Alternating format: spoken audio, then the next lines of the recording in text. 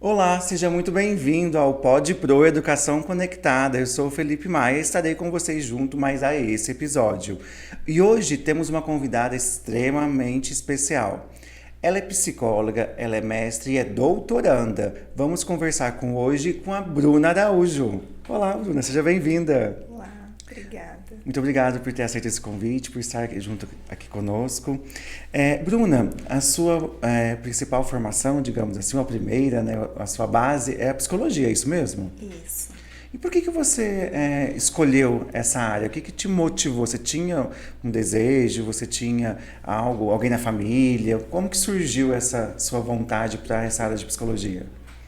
Na verdade, eu tinha dúvida, né? Na época, eu tinha dúvida entre psicologia e direito. Mas psicologia, o resultado saiu primeiro. E eu fiquei em 7º lugar. E aí eu falei, não, Qual não faculdade posso. você fez? Univas. Não posso desistir. 7º lugar é um lugar muito considerável, né? E aí foi onde eu encarei mesmo e deixei o direito um pouquinho de lado. Mas retomei depois. Depois você veio fazer faculdade de direito também ou não? Dentro da psicologia, certo, existe uma área que chama psicologia jurídica. E aí eu fiz 2 anos de psicologia jurídica, fazendo audiências, né? E eu fiquei, acho que foi no fórum daqui na época, na parte de conciliação e mediação. Que bacana. Então, assim, unir o útil ao agradável, né? Então já era uma vontade, e dentro da psicologia você conseguiu, né, ramificar para dentro dessa área. E nessa expertise, teve alguma coisa que te chamou a atenção? Claro, a gente não vai tratar nomes, mas uma coisa que te marcou dentro desse período de atuação? Uma coisa que você poderia compartilhar, assim, que te mexeu? A vara de família, né? Então, assim, as questões de guarda, né? Então, isso marca bastante. Imagina que deve ter tido algumas situações que a gente fica... Sim. Por mais profissional que você atua, você fica... Delicado. É delicado, né? Muito bacana. E aí depois você fez o que da faculdade? Você se formou e aí como que foi sua vida acadêmica? Aí eu fui pro mestrado. Já direto? Eu, na verdade, já estava numa pós-graduação. Certo. Mas aí surgiu a oportunidade, eu me inscrevi e passei, né, no processo seletivo. Na minha época era uma entrevista, uma prova e uma análise do currículo. E aí quando saiu o resultado eu desisti da especialização para fazer direto pro mestrado, porque eu era extremamente apaixonada, né, ainda sou em bioética. Então eu fiz que foi o seu mestrado? Em bioética. É mestrado em bioética mesmo? Isso. E para quem está nos assistindo hoje, o que seria esse universo? A bioética ela tem os 5 princípios, né? Então vamos da base, né? Autonomia, beneficência, não maleficência, justiça e equidade. Então a bioética ela tá, por exemplo, dentro do hospital, né? Então assim, um comitê de bioética, ela tá na pesquisa, né? Naquela parte acadêmica, né? Então assim, ela tá em tudo que a gente não imagina, né? Ela traz acerca reflexões mesmo. Traz à tona algo que talvez é invisível à sociedade no sentido de, talvez de acesso ou de informação, mas ela está presente no que tange o produto final. Isso mesmo. No caso do hospital, por exemplo, como você comentou, a equipe médica tem todo um trabalho e todo um comprometimento dentro daquele propósito, e que automaticamente chega até o paciente, né? Uma pesquisa em animais, por exemplo. Tem toda uma estrutura. E aí, mais ou menos, quanto tempo durou esse processo? Eu acho que na época estendeu um pouco, mas assim, foi tudo muito rápido. Então, logo que eu saí da graduação, aí eu ingressei no mestrado. Então, foi coisa assim de uma diferença de 1 ano. Eu me formei em 2015. Em 2016, eu prestei o processo seletivo. Nossa, então foi tudo muito depois. rápido. Você nem parou, na verdade, não. porque já tinha fazendo a pós nesse ato, né? Pequeno hiato, né? Eu sou muito curiosa. Então, assim, eu gosto muito de saber. Parece que quanto mais estudo, menos eu sei. Aí você fica falando, nossa, eu preciso demais, né? Preciso demais. E aí, quando eu terminei o mestrado, eu ingressei logo no doutorado. Então, foi coisas assim de 1 ano de diferença. Terminei e aí já me inscrevi por conta do meu tema, né, na época. E aí agora eu já estou finalizando. E o doutorado é em bioética também? Não. É uma fusão. Na Tá. verdade, o doutorado é em educação. Certo. Mas foi feita uma fusão entre os cursos de educação e bioética, né? Então, como se fosse educação com foco em bioética, mais ou menos isso? Ele é multi, então assim, existem profissionais de várias áreas. Então é bem legal. Por exemplo, estudei com advogados, com médicos. Ele é Então, bem inter, bem Entendi. multi. Então você teve uma experiência, uma vivência em Sim. várias áreas, né, digamos assim. É uma visão, né? Muito bom. Certo. E, digamos, juntando, são muitos anos de estudo, se a gente pensar, Sim. desde quando começou, até porque a faculdade de psicologia é uma faculdade longa, né, em relação aos dos cursos tecnólogos que tem hoje. E ao longo desse processo, como foi para conciliar a vida profissional e o estudo? Ou acabou optando por uma e outra? Como foi para você? Foi difícil, né? Porque assim, desde o início eu sempre trabalhei, vamos dizer, né? Desde o estágio, né? Remunerado, não remunerado, né? Meu curso ele era integral, né? Então assim, Nossa. era o dia inteiro. Então é difícil conciliar o Então, trabalho, era é muito difícil achar esse trabalho, né? É, mas eu não desisti. Inclusive, depois, né, prestei a prova, né, para continuar, né, no fórum até. E aí, após, fiz recrutamento e seleção também, né? Depois saí dessa área, ingressei já na profissional mesmo, que aí foi certo. prefeitura. E quando eu estava no mestrado, eu tinha 2 cargos. Então, assim, Nossa. eu era da saúde e da assistência social. Então, era bem puxado. E aí, final de semana, era por conta, né? E, assim, o mestrado a gente sabe que não é só o final de semana, né? E aí, eu tinha que conciliar minha carga horária com o estudo, até o momento que eu tive que optar, né? Ou estudar ou trabalhar. É porque chega a demanda, claro, que nós temos as necessidades pessoais, né? Mas é muito puxado, né? Você Sim. conciliar a demanda de estudo, porque não é só o tempo de estar na instituição, né? Tem também a questão do estudo, da aplicação, dos projetos, né? É muita leitura, né? E no meu caso, a minha pesquisa é de campo. Então, é o que demanda também, né? Toma muito tempo. Então, além de preparar todo o embasamento, ainda isso. teve que literalmente ir atrás, né? A teoria e a prática, né? De Bem tanto colocada. E dentro dessa jornada, né, que ainda está finalizando o doutorado, o que você pode destacar que você, não, isso de fato é o que eu queria estudar. Sabe quando você atinge um objetivo ou você estuda uma coisa que bate lá dentro e fala assim, nossa, era isso mesmo, estou satisfeita. O que te chama a atenção, o que te brilha os olhos dentro dessas áreas como um todo? Conhecimento, né? Então esse é em primeiro lugar. E assim, a volta que a gente dá para a sociedade mesmo, né? Então assim, dentro do estudo, né, tem a parte da extensão, que eu gosto muito, né? Tem os nossos projetos também, né, de pesquisa. Enfim, são N oportunidades, né? Eu acredito que a educação ela é essencial. Hoje eu não sou da educação, não vim da educação, né? A psicologia, quando eu fiz, era voltado para a saúde, né? Saúde coletiva, inclusive. Mas eu simplesmente fiquei apaixonada. Você conheceu essa outra faceta. Na faculdade, chega a ter a disciplina de psicologia da educação ou não?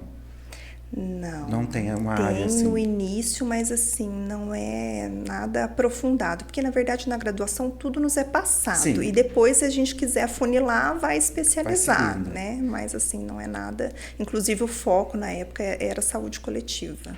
Então, sempre as matérias, as disciplinas foi caminhando para essa área. Isso. Porque eu já lecionei um tempo nos cursos de licenciatura de forma geral, e sempre tem a psicologia da educação como matéria. Sim. E é uma das disciplinas muito forte no curso. Por isso que eu achei que em psicologia teria também esse olhar. Quando eu conheci a escola especial, foi na psicologia da educação, né? Foi até com um modelo que a gente tem aqui na região. Mas, assim, é tudo passado, né? Não é nada, assim, muito aprofundado mesmo. Então, você sabe que tem, mas não é uma fonte de estudo na base. No caso da graduação, não é digamos... Não era o foco. Não era o foco. Na época. Aí tem as linhas, por exemplo, no caso da clínica, né? Certo. Na minha época tinha psicanálise, né?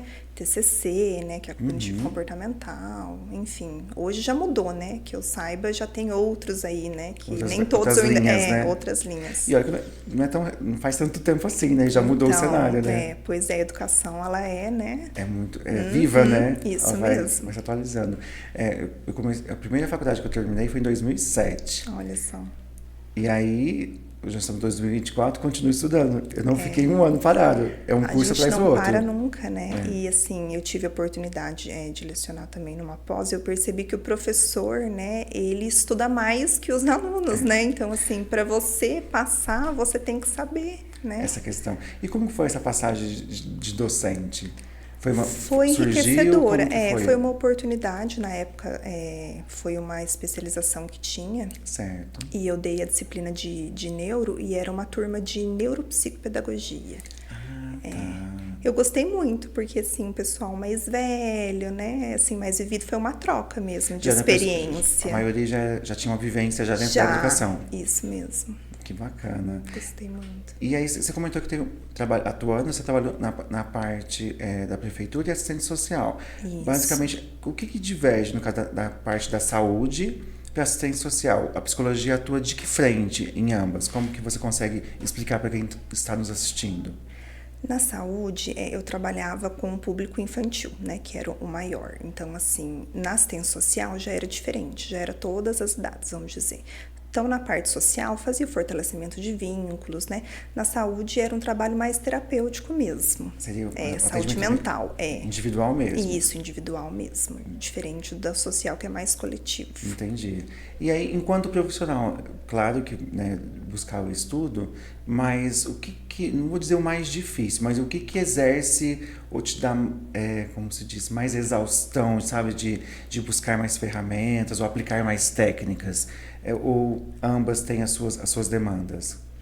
Eu acho que o dia a dia, né? Então, assim, quando você está na prática, você vê que a teoria é uma coisa, mas que a prática é outra. Então, você acaba buscando, né? Aquela troca de experiência, né? Às vezes com outro profissional, que é muito válido também, né? E por isso que a gente tem também, além, né, da gente oferecer, né, no meu caso, né, a terapia, né, a gente também faz, né? Então, tem também essa questão terapêutica, então, supervisão. Também busca um psicólogo? Bem isso. Tem aqueles ditados, em casa de ferreiro, espeto de pau. Mas você tem um apoio, você conta com um apoio, você faz terapia? Como que é o seu autocuidado, digamos assim? Eu falo que eu sou suspeita de dizer, né? Porque eu amo, né? Assim, então, às vezes, não consigo, né? Tá toda semana, porque eu gosto mesmo do presencial. Mas hoje a gente sabe que tem a oportunidade do online, que não muda em nada. Mas eu tô sempre, né? Eu acho que é muito válido por essa troca mesmo, né? De experiência. Esse momento seu, né? Isso. E assim, a gente também tem problema, né? Então, assim, não é porque a gente é profissional que a gente não tem, né? Então, a gente sabe lidar melhor com eles. Consegue colocar. Possibilita. Tocando nessa parte, né? Como você, enquanto profissional, reconhece que você, enquanto pessoa, também precisa. Você acha que ainda há um preconceito do psicólogo ou dessa área da psiquiatria? Você acha que a sociedade ainda vê com um olhar de resistência? Ou você acredita que já tem mudado? Pós-pandemia, eu acredito que mudou muito. Então, assim, hoje as pessoas valorizam muito mais a questão da saúde mental, né? Aquela coisa de estar bem, né? De fazer mais aquilo que gosta. A gente tem mesmo experiências aí de pessoas que mudaram, né? De profissão, que migraram, né? Enfim, de uma área para outra. Então, eu acredito que hoje tem uma outra visão, né? Mas, infelizmente, era um estigma, assim. Eu lembro e vejo...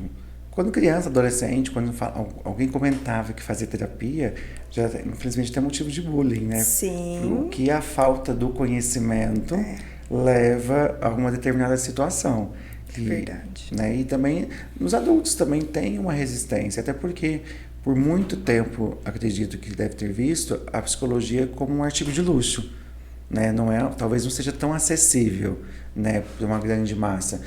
Não só no sentido talvez de custo, mas de acesso mesmo, de saber que existe, que é importante ou para que serve, né? Porque às vezes a gente conversando com pessoas mais velhas ou pessoas mais simples, né, ali, e não necessariamente em relação ao dinheiro, mas elas não veem a psicologia como de fato uma autoajuda, né, ou uma saúde mental, né, boa. Eles têm uma certa resistência. O que você entende por isso? Eu prestei um serviço numa instituição de longa permanência. Então, assim, eu tive muito contato com idosos também. Então, assim, eu já passei por várias áreas, né? Bacana. Desde o público infantil até o adulto mesmo. Então, foi bom porque, assim, eu pude perceber que Realmente, né, eles não têm noção, né, de como que funciona esse processo, mas não deixa de ser importante, porque a gente trabalha muito com a parte de reabilitação. Né? Então, assim, aqueles atendimentos de grupo, né? Aquela socialização, né? Fortalecimento de vínculo, autoestima, autoconfiança, e isso reflete, né? Na qualidade de vida. Vocês passando por essa área, então tem alguns idosos que chegam à maturidade com uma defasagem, então, enquanto se sentir pleno, satisfeito, ou talvez tive uma vida ativa e agora estou aqui.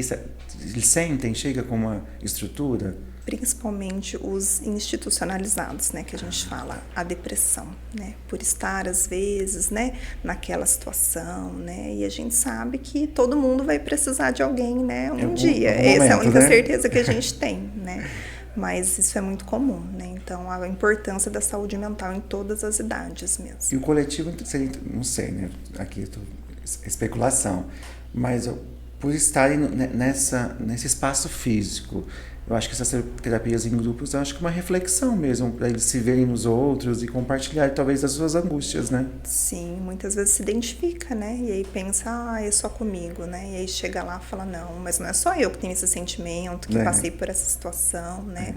E aí percebe que cada um lida de uma maneira diferente, né? Essa situação.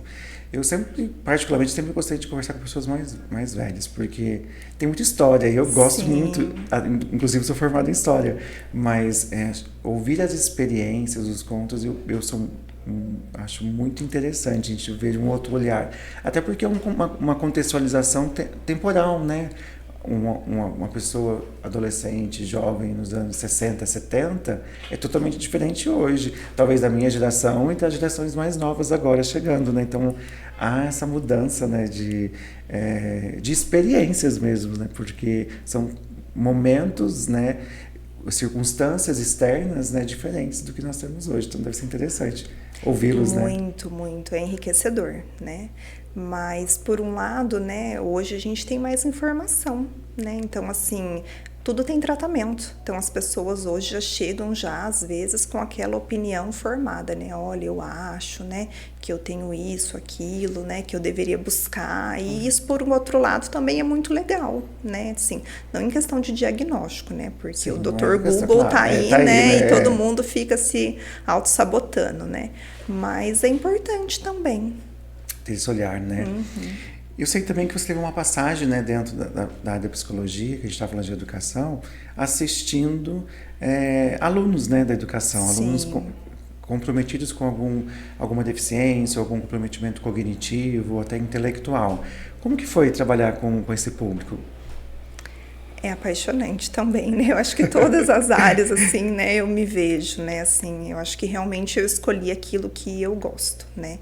Mas trabalhar, né, com educação especial, de base, né, com deficiência intelectual, múltipla, né, é um desafio. Mas, ao mesmo tempo, também é gratificante, né? Criança já é suspeito, eu sou suspeito de dizer, porque já é muito gostoso trabalhar com criança, né? Sim. E a resposta é imediata, né? Se eles gostam, eles gostam, se eles gostam, eles não gostam, se eles estão afim, eles estão afim. Muito sinceros. Né? Porque às vezes a gente na vida adulta não é assim, né? Não. Nem questão de personalidade, às vezes não dá, né? Pra gente colocar tudo que a gente quer falar. Verdade. Mas as crianças, elas têm uma sinalização muito pura, né? Sim. São muito sensíveis, né? Não existe esse filtro, né? Não. Essa máscara que a gente fala. Mas eu acho que até um certo momento, eu acho que é bom elas terem isso. Até para elas exporem aquilo que gosta e o que não gosta, né? Sim. Mas quando você fala que é apaixonante, eu me identifico também porque a gente acaba entrando nas histórias dessas crianças, né? Verdade. E elas, às vezes a gente é o único elo, um olhar talvez que ele sinta que não teve ainda, ou algo diferente que move dentro daquela estrutura. Pensando nisso, assim, o que você já, de concreto, que você atuou trabalhando com uma criança ou com uma família, que você fala assim, nossa, eles evoluíram dessa forma. Você tem uma coisa que você poderia compartilhar, claro, sem ferir, né, a ética da profissão, mas uma coisa que, nossa, eu cheguei, ele estava no estado X, e hoje ele está no estado Y. Uma coisa que você consiga compartilhar. Tem um caso que me marcou muito, né? Assim, dentro da clínica mesmo, uma paciente na época chegou para mim com um toque, né? E assim, aos poucos, né, com esse trabalho, que é um processo, né? O toque, antes de você aprofundar, só para quem está nos assistindo que não sabe o que é. O que seria a definição do toque? É um transtorno obsessivo compulsivo. Então, ela tinha, por exemplo, mania de averiguar se estava fechada a porta, se estava fechada a janela, várias vezes. E com, né, esse trabalho, ela conseguiu mudar. Então, assim, a TCC, né, que é a minha linha, né, cognitivo-comportamental, trouxe, né, para ela essa mudança de comportamento através do pensamento. Então, a gente faz uma modelagem, vamos dizer assim, né? Se fosse uma reprogramação, se fosse no computador, digamos assim. Então, assim, eu acho que isso foi algo que me marcou muito, porque às vezes a gente imagina, né, que dentro da clínica ou dentro da psicologia, só vai dar certo se fizer um tratamento medicamentoso, né, ou se for unido, ou se tiver outros profissionais. Então, foi algo, assim, que me marcou muito. Que foi uma coisa bem... Era uma adolescente na época. Nossa, então foi bem marcante, né, o caso. E deve ser triste no sentido da pessoa sofrer um sofrimento. Talvez não conseguir se desligar, né? Por exemplo, como você falou da fechadura. Imagina a pessoa tá indo para um trabalho ou ter que voltar... Não dormia, Ficava o tempo todo checando se tinha fechado, né? Chega e aí, com essa de mudança... passar uma noite assim, né? Claro. De sonhar com aquilo, de ter pesadelo. Nossa, não deve ser fácil, Sim, né? não é fácil. E aí, com a aplicação, conseguiu minimizar ou controlar essa muito. questão. Hoje tem uma vida normal, né? A gente que é de cidade menor, né? A gente acaba se conhecendo, né? Se vendo. Hoje é uma excelente profissional. Que bacana. É muito gratificante, muito. Né? A gente ter esse retorno, né? Das assistências. E hoje, né? Em breve finalizará o seu doutorado, né? Que a gente estava conversando. Qual o seu projeto? Você já definiu o título? Como que fechou o tema de pesquisa? Já. Eu falo sobre educação médica. No mestrado, eu falei sobre o conhecimento dos médicos, né? Em diretivas antecipadas de vontade. Que é algo muito novo, né? Mas que na pandemia, né? Tava aí. É como se fosse um testamento vital. O que você gostaria que fizesse ou não com você no fim de vida. Por exemplo. Interessante. Que a gente conhece outro tipo de testamento, né? Sim. Então, une aí a psicologia, a saúde, como o se direito. Fosse, assim, uma possibilidade, se eu ficasse dessa forma que eu gostaria que fosse feito, é isso? Numa doença terminal, num fim de vida, né? Então, assim, é bem legal. E aí, no doutorado, eu dei continuidade porque eu percebi no mestrado que não existia esse conhecimento. Não tinha um estudo... dados, né, quantitativos para isso. Isso. E aí a gente percebeu, né, que, né, tô finalizando, né, mas um pouquinho dos resultados é que na formação que a gente tem aqui na nossa região, ela é muito boa. Então, assim, os profissionais que são a educação em Minas, né, é um exemplo. Né? Mas, assim, a formação que a gente tem na nossa região, ela dá base para isso, que é a formação bioética, né, humana, né, que traz esse tipo de reflexão mesmo.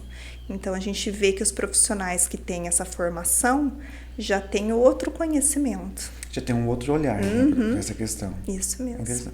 Talvez seja por causa do próprio conhecimento prévio, né? Se conhecer enquanto pessoa, ter uma expansão maior do olhar da vida e gera talvez um novo olhar para esse momento, né?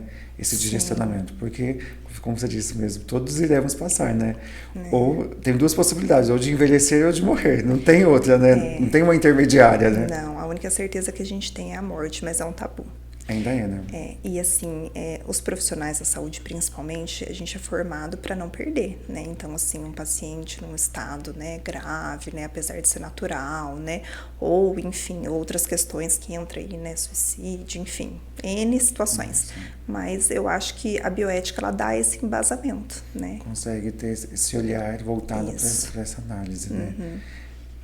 E para chegar nesse estágio de pesquisa, o mais difícil, uma barreira que você pode colocar, seria mesmo aprofundar nesses dados cujos quais talvez nessa área não ter tanto, ou buscar de fato as pessoas, os participantes para você conseguir quantificar? Como que foi essa Os, busca? os dois. A revisão não existia, né, por ser algo muito novo, né, mas hoje já tem mais estudos em relação a isso. E a pesquisa também, né, porque é muito difícil, né, as pessoas que estão dispostas, né, a ajudar, né, não tem às vezes, né, uma informação, né, em relação. Eu tive essa facilidade por conta de ser dentro da universidade, né? Você Então, conseguiu os próprios isso, com os próprios agentes ali alunos, para conseguir, né, isso. aplicar. Então, foi diferente. Tá. Mas, infelizmente, existe, sim. É algo mais difícil, né? Quando eu fiz com os profissionais diretamente, foi da atenção primária. Então, Certo. eu corri, assim, a região inteira, Atrás né? Por favor, me responde, é só uma pergunta, é só, né? Então, assim, era uma loucura, né? Achavam, lá vem aquela doida, né? Me atrapalhar, De né? novo, né? Vem de novo. Pois é. Mas faz parte da pesquisa, né? É uma coisa muito importante. E eu acredito que por ser um tema novo, a sua tese servirá para os novos estudos, né? Um embasamento para novos trabalhos, né? Novas descobertas, acredito eu. Novas ramificações. Eu acho que isso pode mudar até, assim, o currículo, né? De talvez algumas universidades, né?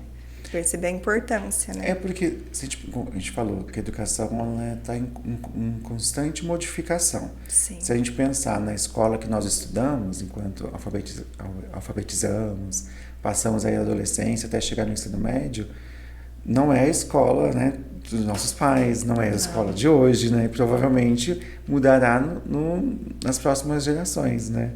Então, rever o currículo é fundamental, né? Porque não dá. Imagina uma professora que, né, de 80 e ela continuar com as mesmas metodologias nos dias de hoje é imensurável, não dá, né? A educação está em constante transformação, né? Eu acho que isso que brilha os olhos, né? No sentido de não deixar mesmo de buscar, né? De ter informação. Acho que é isso que eu encontrei, né? A minha curiosidade acabou aí ramificando, né? Afunilando. A educação te instigou a ir além? Você acha que a educação mudou a sua vida, digamos, literalmente? Com certeza. Eu sou a primeira da família a ter um mestrado. Então, eu acho que isso realmente é algo, assim, inovador. A gente, para quem está nos assistindo, a gente está falando do sul de Minas. Então, ainda temos cidades, né, de boa produção, mas ainda a cidade é muito pequena e as famílias ainda não têm uma tradição de estudo, né? Sim. Ainda são famílias mais operacionais, com trabalhos, né, talvez mais braçais, né, no caso. A minha família vem de uma família humilde também. Meu pai já trabalhou, né, como ele conta, como engraxate. A faculdade de Direito aqui de Pouso Alegre, ele fala que ele carregou muitos tijolos, porque ele ajudou a construir a faculdade. E eu e meus irmãos não passamos por esse tipo de trabalho. Começamos a trabalhar muito cedo também, mas não precisamos ter essa situação. A sua construção familiar também vem de um outro cenário, do que, no caso, fora da educação? Como que foi as suas referências? A minha mãe tem uma padaria, né? Então não tem nada a ver mesmo. Meus pais são comerciantes, né? A minha irmã hoje trilha, né, a educação, vamos dizer assim, talvez por, não sei, né? Aquela coisa, às vezes a gente que dá um incentivo tá também, ali, né? É um espelho, né? Então, assim, isso também é muito gratificante. Inclusive, ela recebeu o destaque de aluno, né, padrão, né, esse ano. Então, assim, acima, orgulho, né? Nossa, eu tô toda cheia. Feliz, né? Isso. Mas, assim, realmente, em relação à pós-graduação, especialização, né, a educação, existe sim, né, tem tias, né, que chegaram a graduar, mas nada, assim, acadêmico, assim, mais aprofundado mesmo. Na situação, né? Então, sim. É um orgulho, né? Essa questão. Quando eu me formei,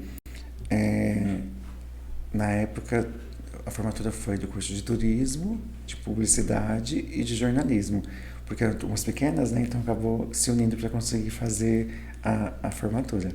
E aí eu e um primo meu, que fomos os primeiros netos da família a conseguir a graduação, porque até então não se tinha estudado. Hoje já tenho outros, né, outros primos instruídos, mas naquele momento, e olha que tô falando de 2007, não já tem um tempinho, mas ainda pensando né, em tempo, é pouco tempo, né, em relação ao sucesso. Mas em vista dos nossos pais, ninguém estudou da nossa família, assim. É um orgulho, né? Eles ficam muito, eu acho que ficam satisfeitos, né, por Sim. ter conseguido construir uma família e um legado que, né, e buscando conhecimento, né, porque eu acho que o conhecimento é a maior ferramenta de transformação. Eu falo que o conhecimento é poder. Até de escolha mesmo, né, assim, Sim. de ter autonomia, de você, né, saber decidir ou se posicionar, né, Sim. nos outros ambientes. Muito bacana. Bruna, a gente vai caminhando para o final do nosso programa, mas antes eu gostaria de falar para vocês sobre a SE Store Modas. É uma loja que não vende só roupa, mas vende estilo, vende conceito. É uma loja onde você pode estar também adquirindo o seu look, mas não apenas por comprar uma peça de roupa, mas de fato entender que o seu visual também fala. A forma que você se apresenta, a forma que você se porta em determinados lugares, inclusive de certas profissões. Você gostaria de ser atendido por um médico, por exemplo, com uma regata?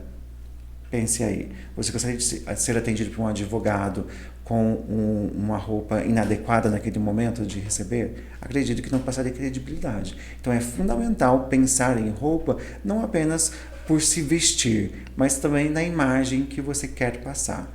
A SE Store é uma loja que envia para todo o Brasil, com uma vasta estoque, tanto no masculino quanto no feminino. Eu vou deixar aqui o link e o acesso dessa loja para você consultar e ver produtos excelentes de uma ótima qualidade. E também nós temos aqui essa caneca que estreia no programa, né? É o Pode Pro Educação Conectada na versão caneca. Também para presentear os meus convidados pela disponibilidade. E também o nosso parceiro, que é o Tronello Presentes. É ele que fez a nossa caneca do Pode Pro aqui.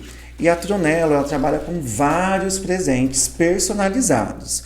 Desde uma festa de 15 anos, de casamento, bodas, ela trabalha com produtos personalizados em cima da sua ideia. Então, entre em contato pelo site www.tronello.com.br ou também pelo Instagram, @Tronello. Você encontra lá mais informações sobre os produtos de qualidade e que transformará aí a forma de você dar aquela lembrança das pessoas lembrarem de você.